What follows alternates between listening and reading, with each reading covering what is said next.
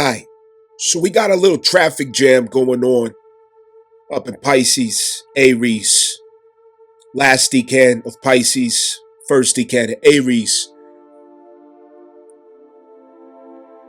We're all backed up with traffic right here. Now, first things first, the sun. Where the sun is at. This is where you are present, or at least what the reality is, should you be present with yourself. It's where the present unfolding of fate is occurring in your life. It's what you identify with around you as the acting principles or the catalysts for growth and development. Understand, in your life, it's what you're stimulated by in your reality as you pass through the time continuum.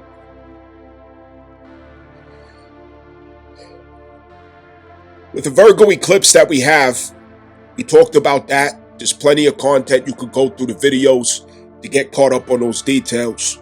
So there's no need for me to go into all of that in depth. Been there, done that. Along with that, let's consider that the sun, in conjunction with Saturn, maintaining influence with Saturn over a period of a week, 3 days coming in, the day of, and 3 days going out.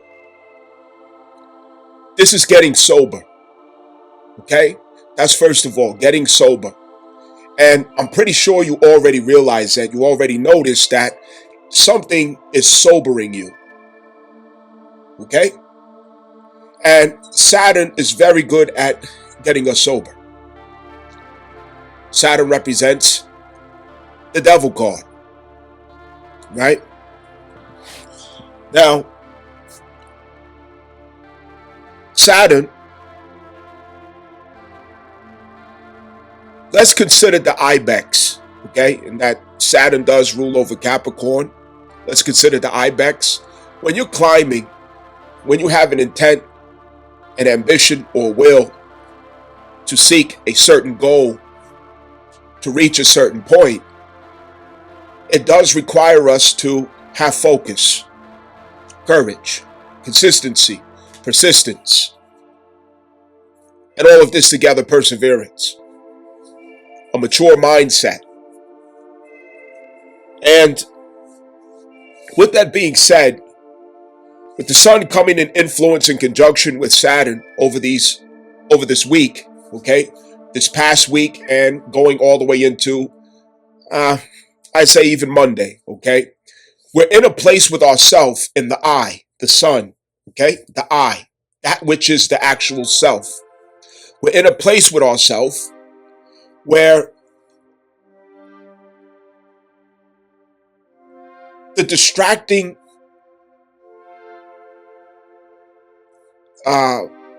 thrills of Venus have been quieted. And what we're being introduced to during the Venus retrograde, at the beginning of the Venus retrograde, is a sobering effect to the heart, the sun. And this sobering effect has us to consider what is most important, what is critical, what requires my attention, what requires some accountability and responsibility, what requires me to be present with, something that I should not be negligent of, something that I should not overlook. And here's the thing, with Venus going first in retrograde, it has to do with our relationships. It also has to do with our resources. Concerning relationships getting sober, this could be your relationship with yourself, your relationship with others, romantically or professionally, community. It also could be your relationship with society, the world. From a political standpoint, not necessarily that you're a politician, but the politics of having relationships with people who didn't grow up with you or who don't even know your last name. Okay? But there's a reason why you have to manage and take care of those relationships. So the sobering effect is looking at your relationships in a sober attitude. A sober attitude. Saturn helps us through Pisces to look at where our boundaries are at and what they mean. Again, in all three contexts of the self, others, and society. Okay? And this is through water themes and water houses. Okay? Water themes and water houses that reflects itself through the earth themes and earth houses. Okay? So, we're considering our relationship context in waters. Cancer, the relationship with self and those who we have a nurturing connection with. Scorpio, relationship with others and those who we exchange resources and power with and trust. Pisces, the relationship with the subconscious, with the world, and what we identify with as being in unison. Our cultural and political affiliations, in some sense. Subcultures. We're weighing these things out and we're examining ourselves because of Saturn, checking ourselves, in other words, for sincerity. We're checking ourselves to make sure of the fine balance when it comes to accountability and responsibility, making sure that the cords do not get mixed up and tied up. What am I responsible for? What is somebody else responsible for? What have I been contributing? What have others been contributing? What role have I been playing? Is this a role that I should continue to play? What's good for me or what's not? Are there some boundaries that I need to set? Are there some boundaries that I might need to dissolve? Is fear ruling my relationships? Guilt or debt? Is there distrust somewhere? We're looking at all of these different details that examines the quality and integrity of our relationship interactions, status, events, longevity. We're looking it over. And Pisces, Saturn, conjunct the Sun, remaining an influence of the Sun 3 days in, 3 days out, it's letting us know that it has to do with karmic energies that we've been moving through. Karmic energies that we've been moving through. Now, here's the thing. When it comes to karma, the people around us that delivers the karma from a relationship context, and I'm only saying this because Venus is in retrograde, bringing up karmic contexts that are critical to forward motion. So with that being said, we're looking at how we're doing with the karmic loads that we have with ourselves, with others, and with society. How are we doing with those karmic loads? Are we learning our lessons? Are we putting on a new character? Are we learning to be more intentional in the results that we're expecting and the status that we're expecting? Responsible and assertive, which comes from the algorithm of Aries, being assertive. Where are we failing to be assertive, and where have we been overbearing possibly? Initiating a little too much, leading a little too much, controlling a little too much, to the point where we cannot see the intentions of others. You've been doing everything to make the relationship move. You've been doing everything to procure and heal and manage create through the relationship. Firehouses are creators. Therefore, it has to do with what we are creating through relationships. Okay. So what have you been constantly initiating that causes a creative outcome in all of these relationship contexts? Are you allowing others to show you who they are and how much they're willing to invest or risk into the same ideals? Do you have to step back so that you can know who you're dealing with? And then maybe in the reverse, where there's places where you can take initiative and you can be a little more assertive. You can speak up a little more.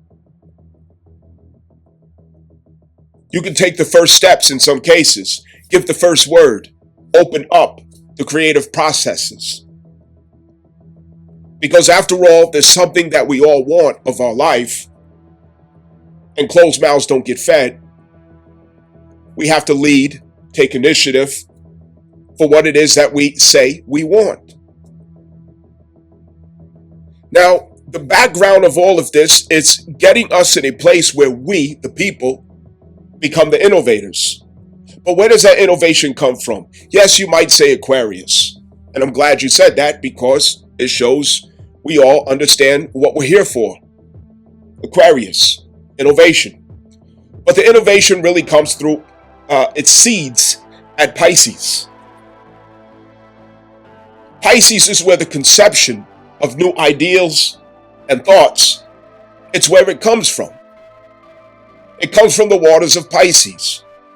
And that's the power of Neptune. To illuminate an ideal.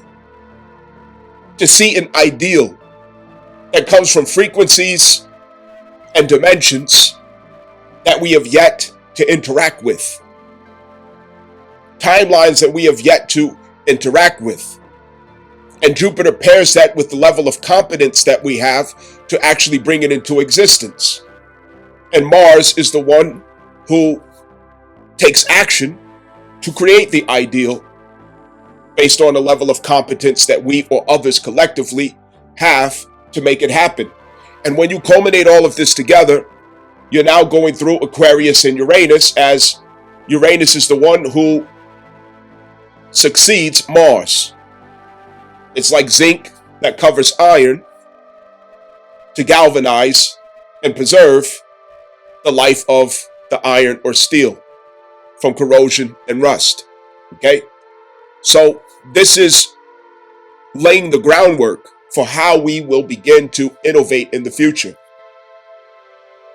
Clearing the karma with Saturn passing through Pisces, it's allowing us to have a new beginning and trusting the subconscious power to bring us the solutions to all of our problems. Straight from source. Straight from the power, the thought of Allah, God, however you want to call the Most High.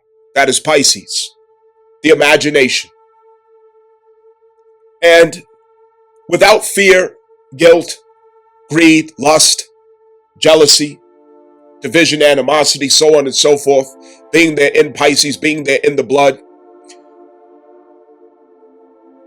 we're going to bring in not only all of our solutions, but we're going to bring in fulfillment, joy, acceleration, and advancement, like what we have never known before. This is the return of Atlantis. The return of Atlantis. And this return of Atlantis, it brings back technology, wisdom, arts, a level of humanity that is godlike. When we lay this groundwork, our children of the world, the youth of the world especially, are going to usher in inventions and ideas, especially through technology, because of Aquarius Pluto, obviously, that is going to be quite mind-blowing. something that we cannot even conceive of where we stand at. And this is where it's going to come from, clearing these things up. Now, as far as relationships, we have to innovate the way that we relate. Tradition can certainly survive with us based on the principle, but the form of that principle, it has to take new shape. The point is to honor contract between one person and another so that there can be trust. But what do the contracts have to look like now? What should they look like now? We're about to remix this. We're about to change what this looks like, because Venus is here in retrograde over 40 days, energy of Pisces and Neptune. It's bringing in new ideals of what relationship terms and standards should be. Now comes in polygamy, polygyny, polyamory. Now comes in marriages that are not necessarily within the same household. You have your home, I have my home. Sign right here, the prenuptial agreement. You will not take everything if you should decide to divorce or leave. You're not going to take everything that I work for.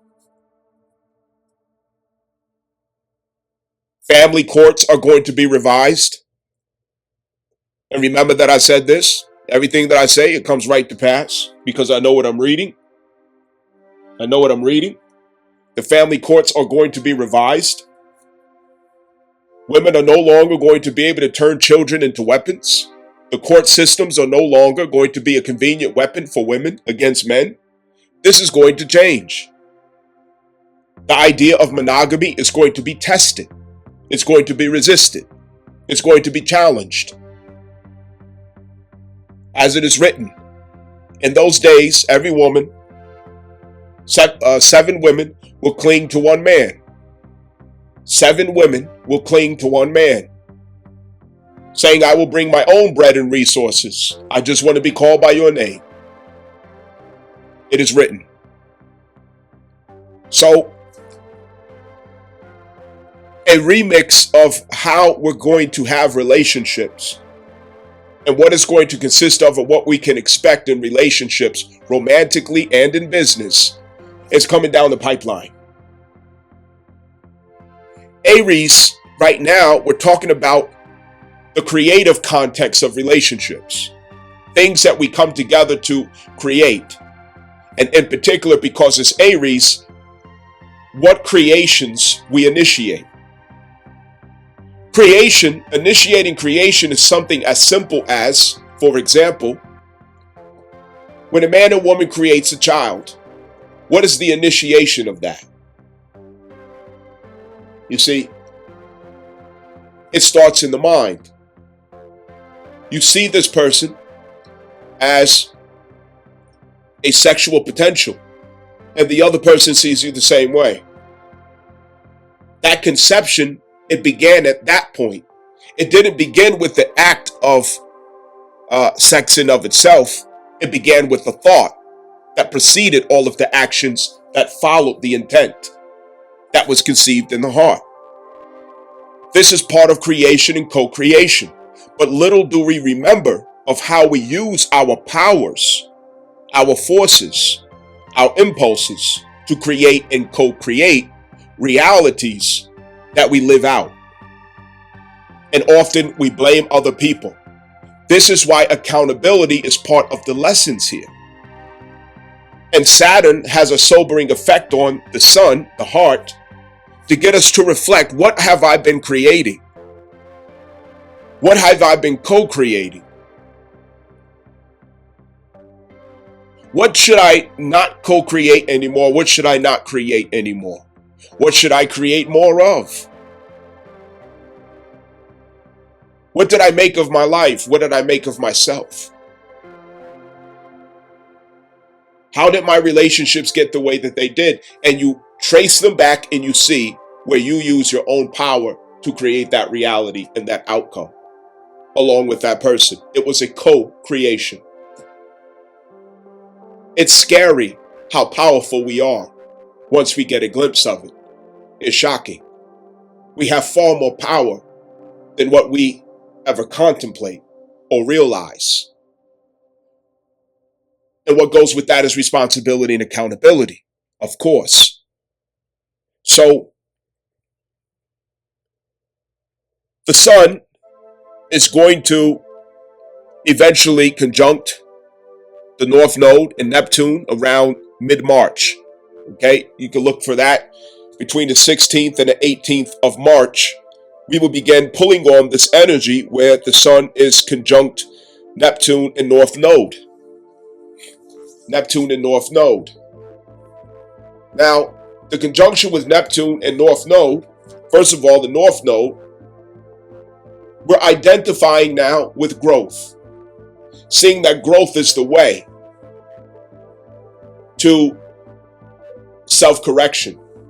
Growth is the way to advance from where we studied ourselves. Growth is the way.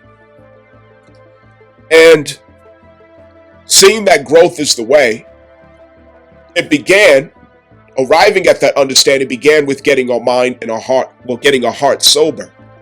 Okay, getting the heart space sober. And that was when the sun conjuncted Saturn. That's when the heart got sober. When the heart got sober, we're able to see realistically, sincerely, what we're dealing with. And then we come to the conclusion, it's time to grow. It's time to mature. It's time to advance. It's time to expand. So the only way to do that, obviously, is vulnerability. You have to place yourself in vulnerable situations and circumstances. You have to have the courage to remain uncomfortable.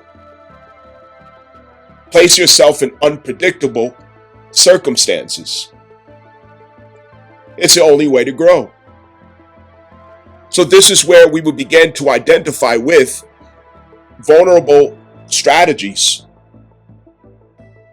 uncomfortable circumstances that we know we can create a promise of growth and potential out of. This is when we will begin to identify with the fated experiences that are becoming of us, okay? Because the North Node conjunct the Sun, this is when fate comes to us at a realized climate, okay? Fate is going to unfold in ways that we realize it is fate. You're going to identify with it, but you're going to feel like you have to grow into it. It's like getting shoes from your bigger brother, or a pair of pants from your bigger brother. It's bigger than you. You know that you can grow into it. So a fated opportunity is going to come your way that you realize, I'm going to have to grow into this. That's the North Node conjuncting the Sun. Now, when this fate happens, we see I'm going to have to stay in a vulnerable position to make sure that I'm growing. I have to facilitate this. I have to nurture this process. This happens at a time where, again, Venus is still in retrograde, and where Mercury is also in retrograde. So we're checking our communications. We also are checking over our relationship status and conditions and circumstances to see how can we manage these two forces, Venus and Mercury, relationships and communications. How can we manage them in such a way to keep us in a vulnerable state of growth, a productive outcome consistently, so that we can grow into this? How can we arrange our relationships and our communication status or circumstances so that it's supporting and nurturing, facilitating the fated growth opportunities that now have manifest as a result of the Sun conjuncting the North Node? Now, there's a great support right now that's happening. And that support at the same time is Neptune. Neptune at this time, let me verify, 29 degrees. Okay, so Neptune is at the 29th degree Pisces at the time that this faded glimpse of our reality manifests, that lets us know this is where you must go, this is who you are, but you have to grow into it. So Neptune is there to give you an appropriate ideal so that you can have vision to pursue it through vision. Okay?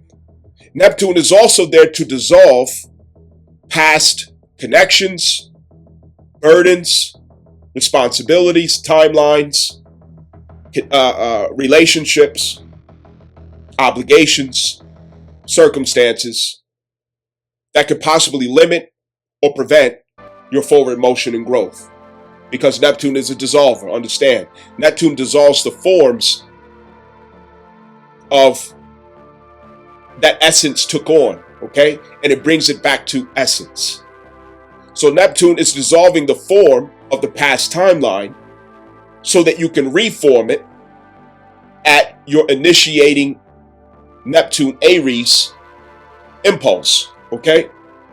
So when Neptune gets into Aries, you're going to reform your ideal.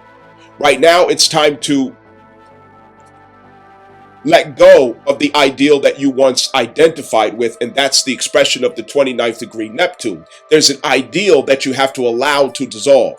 There's an ideal that you have to let go of identifying with. There's an ideal that you have to surrender from, of yourself, of your life, of the purpose that you have. An ideal. What is that ideal? You're supposed to be this. You're supposed to be that. Your life is supposed to look like this. It's supposed to look like that. There's an ideal that's coming to closure. 29th degree.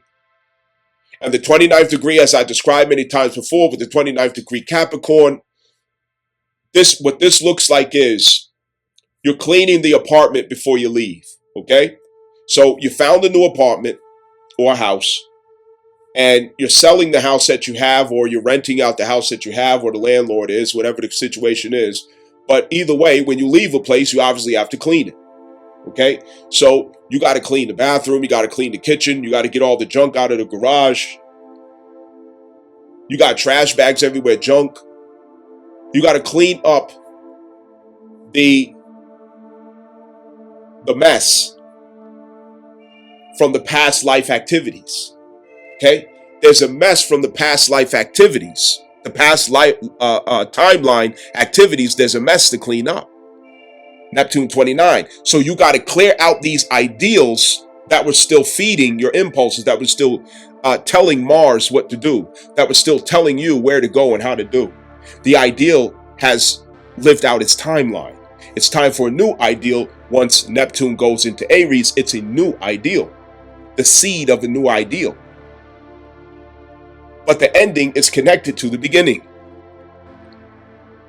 The ending is part of the beginning. They are one. That is duality, and Pisces is duality. So we're learning this lesson right here. The beginning is part of the ending. The ending is part of the beginning. It's the start of the ending, the ending of the start. Okay? So understanding this, it's normal for us to be in a place of undoing, detachment, separation, letting go, closure. And this is based on ideals, what you have in your imagination that you have been attracted to, that you used to be attracted to, that you used to be drawn to. What is it about the imagination that you have been following that now has lived out its course? It's time for a new imagination, the renewal of your thoughts, the renewal of your imagination, the renewal of what you think on a daily basis.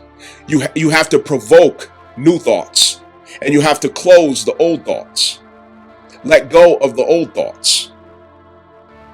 No longer identifying with the old thoughts. Even if you have to go and buy a magazine to force new thoughts into your mind, do what you got to do. And what I mean by that, so I'm being responsible here.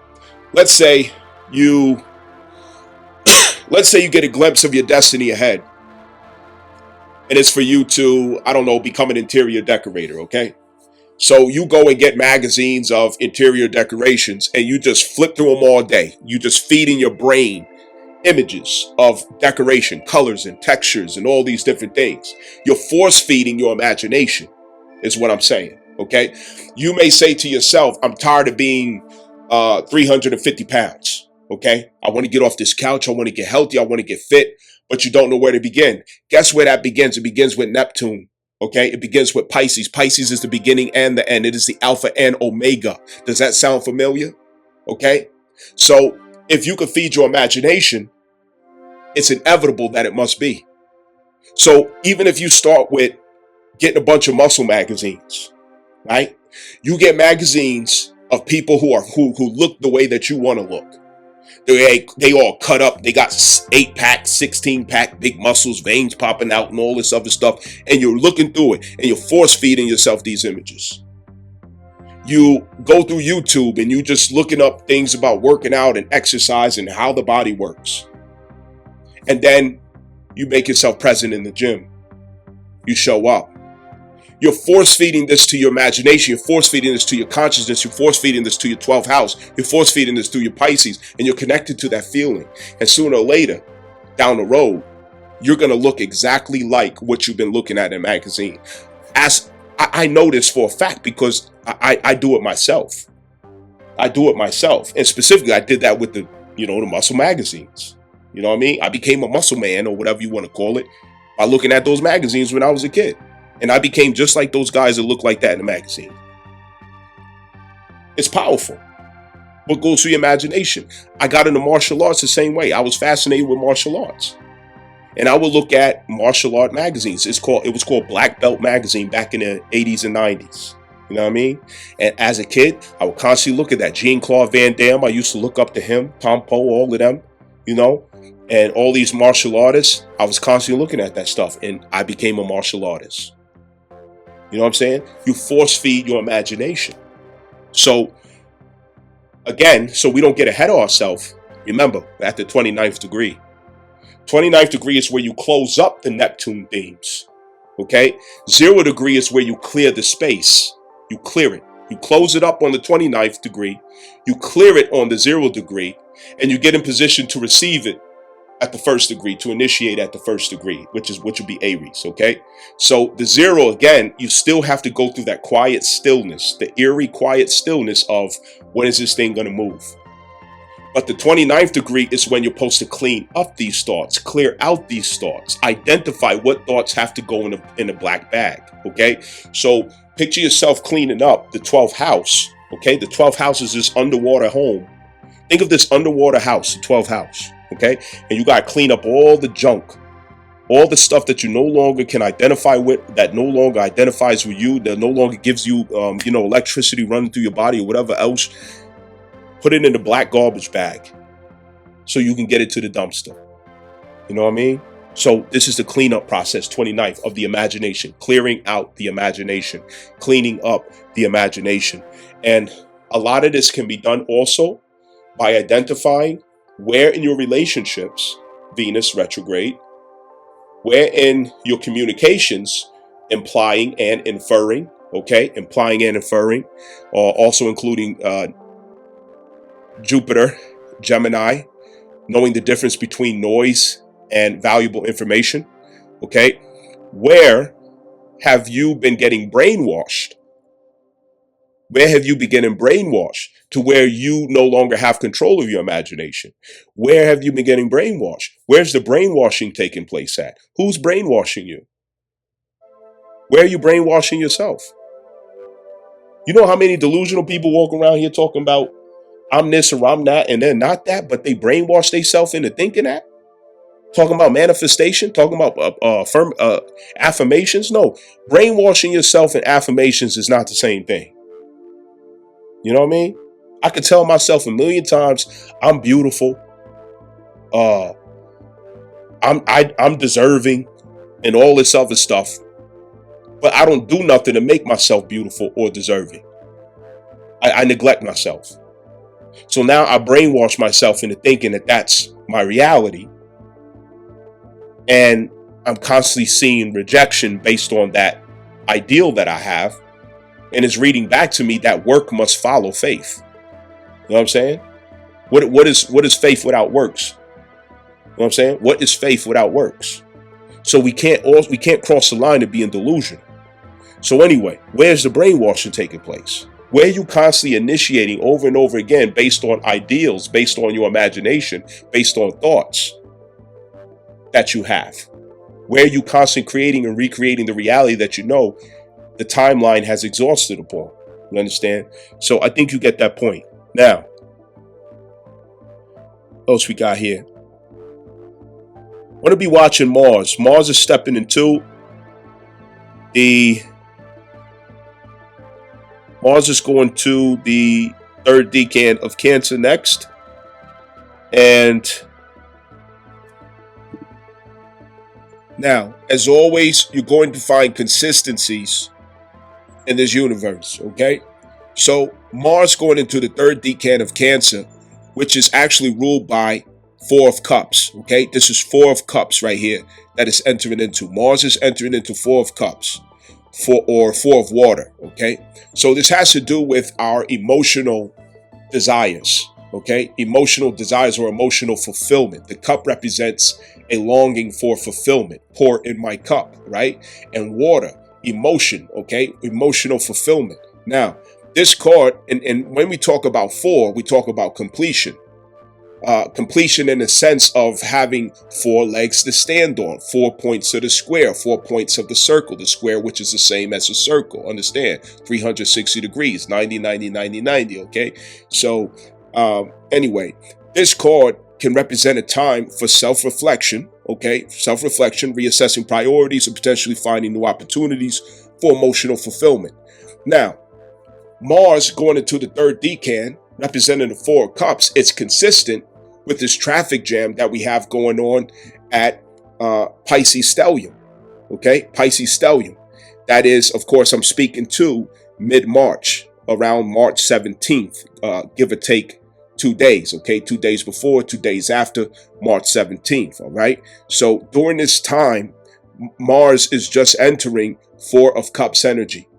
And what Four of Cups energy through Mars means that Mars is going to try to help you to create that fulfillment, okay? So you're telling your soldier, Mars, you're giving him marching orders to help you to manifest and create that sense of fulfillment, Four of Cups fulfillment. I have emotional fulfillment for stability. I have an emotional fulfillment for, things to simply make sense in my life, to be stable, all right? Stability completes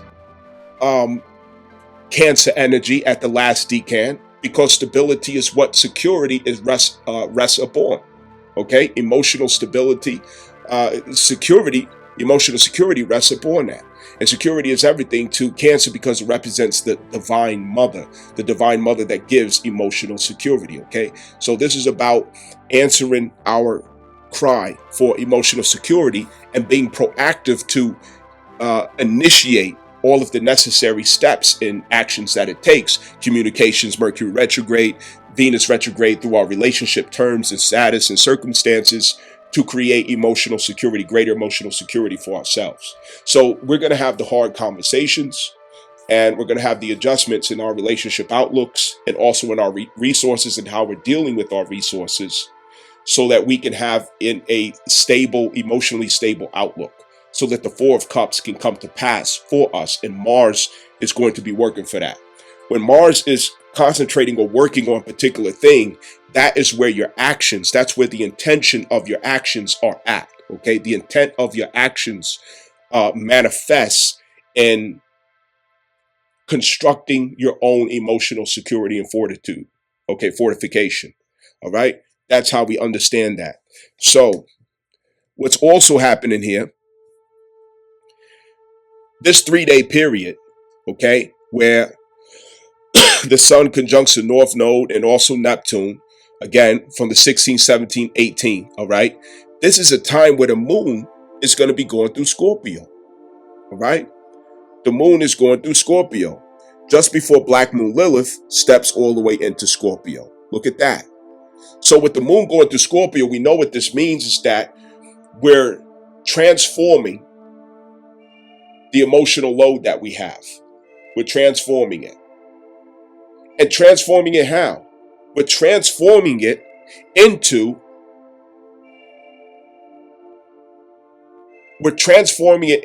an intuitive will, to produce Four of Cups, to manifest Four of Cups, okay? So there's things that we're going to have to accept. There's truths and realities that we're going to accept, disillusionment that we have to accept, so that we can make a point of transformation that empowers us towards resilience, renewal, and rebirth, so that once that moon comes out of Scorpio into Sagittarius, we are now fortified emotionally to go forward and respond to the new reality at hand, okay? And the moon through Scorpio, it transforms us to have resilience and adjustments and transformation to meet the challenge of the current timeline or hour, okay? That's why the moon goes through Scorpio every month. And whenever the moon goes through Scorpio, we have to transform those emotional loads to a resilient form so that we can meet the challenge that now is at hand, okay? Being empowered, empowering ourselves. And this is through practicing acceptance of the point of disillusionment, not rejecting disillusionment, but accepting the point of disillusionment. That's where the power is at, okay? We do not win in running away from the truth, being a fugitive to truth, ducking and hiding. We don't win through that. We win by accepting it, okay? This is when the moon comes to Scorpio, we're dealing with things that we didn't want to be true. We're dealing with things that we don't agree with how the scales of justice were calibrated. But we're finding the strength and the resilience to find acceptance for what was inevitable anyway. And it matures us, it empowers us, it purifies us, and it transforms us, it rebirths us, okay? Understand, so that's very important to know as well. Black Moon Lilith stepping into Scorpio, once the moon comes out of Scorpio into Sagittarius, now Black Moon Lilith is in Scorpio. What does that do? Now that we transform, we're capable of dealing with the pressure, okay, of Black Moon Lilith. And the pressure of Black Moon Lilith suggests you must change. You must transform. You must evolve. You must renew. You have to become the phoenix. I know that you feel like you are just nothing but ashes right now, but you have to believe that you're going to come out as the phoenix on the other side if you stay down and stay focused. And it will take 9 months for Black Moon Lilith to go through Scorpio. That is a commitment to transform and empower the self. So there are many truths that we're going to have to look at, resilience that we're going to have to generate. We're going to have to fly away like the eagle that renews itself so that it can continue to hunt. We have to turn the venom into antidote. All of these things. Of course, the first step is turning venom into antidote with Black Moon Lilith going through the first Decan, which will be the first 3 months of Black Moon Lilith through the first Decan. And that will be March, April, May. Mid-May, we will be done with transforming venom into antidote. Okay? From May, June, July, August. By August, we will be done with the process of disappearing so that we can sharpen our beak, sharpen our talons, pull out the loose feathers that's matted up in our wings. Okay? And then we'll fly back out like a new hero. And then when it comes to September, October, November, that will be the time where we come out as the new phoenix. Okay? You have the eagle death. You died to yourself and what you were. Now you are a totally new person. So you can look at this as September. Okay? September, of course, Saturn is going to be going retrograde again. Okay, so there will be introspect at that time. So even though you're coming out brand new, you're coming straight out into introspect. Introspect of what? Of how you dealt with the karma. Okay, your karmic loads are introduced to you as new knowledge of yourself and new knowledge of your character, in contrast to the newfound fate that met you when the sun crossed the Northnode. Okay, so you're getting to know what your character looks like in that new fated destiny that befell you. okay? And you're realizing this is a really big shirt, but I can grow into it. These are really big shoes, but I can grow into it. And what that looks like is you doing the work to grow into it, okay? And as I told you before, when Saturn's going direct in the Decan, it's giving you knowledge of your character, the level, the scope. It's giving you the scope, okay, of that responsibility. When it goes retrograde, it's giving you wisdom through what you experienced in that responsibility. When it goes direct again after that retrograde, okay, spring to summer, it's giving you understanding. So Saturn is at the last decan of Pisces, so we're at getting the scope of that responsibility of the new fate that's coming our way. We're getting the scope. What type of character am I going to need? What type of relationship situation, circumstance is going to be required of me? What type of communication style am I going to have? What is the new attitude that I'm going to have? And with all of this, it spells change. We're going to have to transform and change ourselves, right? So who's facilitating that? The moon is starting that intuitive download by being in Scorpio at the time that this realization occurs. Okay, again, I'm at 17th of March, give or take 2 or 3 days, all right? Black Moon Lilith is going to follow right behind the lunar transit through Scorpio at that time, which is going to light a fire under us at Scorpio. And what that is discontentment, okay, to where we don't get relaxed, we don't get comfortable in our Scorpio process, okay? We get up and get busy about that Scorpio process.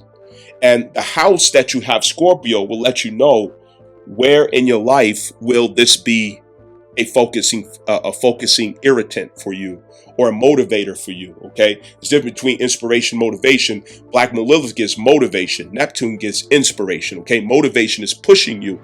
Inspiration is pulling you. You understand? So the motivation of Black Moon Lilith at Scorpio is going to be pushing you into a transformational process with yourself through the 3 phases, which is the first phase, the sting of the Scorpio, the kiss of death, transforming venom into antidote. The second course, the second decan, which is to disappear and come back as a new hunter. The third decan, to rise out of the ashes like a phoenix. That is a 9-month process. Now, Juno is going to go retrograde back into Scorpio. Okay, matter of fact, it's the same week. So that same week, okay, Juno is going to go retrograde into Scorpio, okay? And what that's going to do, it's naturally going to focus your soul into the process of transformation. Now, Juno is starting from the last decan. Black Moon Lilith is starting from the first decan, okay? Now, what does this look like? With Juno starting from the last decan, what it's saying is you're retracing the steps of renewal going backwards, okay? So going backwards is